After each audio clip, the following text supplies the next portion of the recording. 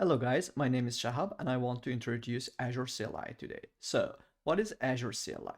It is a multi-platform command line interface that helps developers to communicate with Azure environment. I know there is Azure portal to create and maintain resources. However, as a software developer, that might not be the only way that you want to communicate with Azure. With CLI, you could run commands like a storage account list or as a group list to list the existing storage accounts or resource groups respectively. As you will see, I don't have any storage account already on my subscription, but I have two resource groups installed, created on my Azure subscription.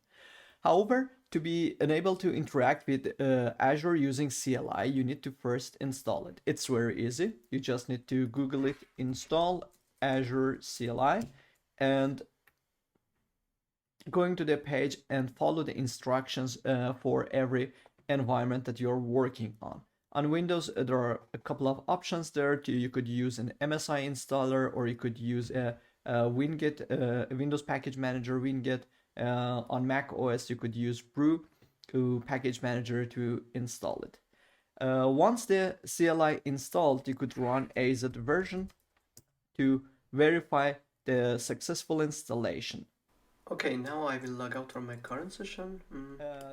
This was the first step. The next step is to authenticate your workstations against Azure environment. To do so, you need to run AZ login command. But before that, if you try to run commands against Azure,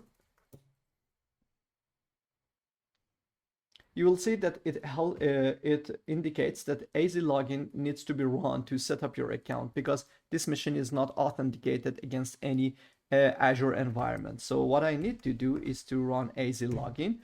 That will initiate the authorization code flow and opens a browser automatically, and I could enter my credentials. In this case, since I'm already logged into the Azure portal, here is my user shown, and I could click on that. It will automatically logs in, and now I can close this window. After a successful login, you will see that the list of subscriptions that user or credential that you provided has access to is listed here.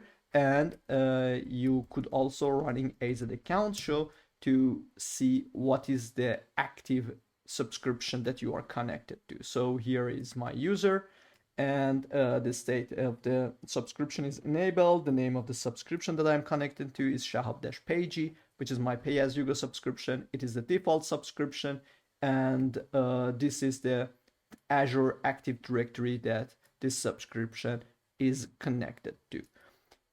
In this case, my user is a global administrator, but this is not a recommended way. You should always try to log in with a user that has the right amount of permissions and roles on your Azure environment, so you're not exposing too much permissions for the machine that is authenticated to your environment.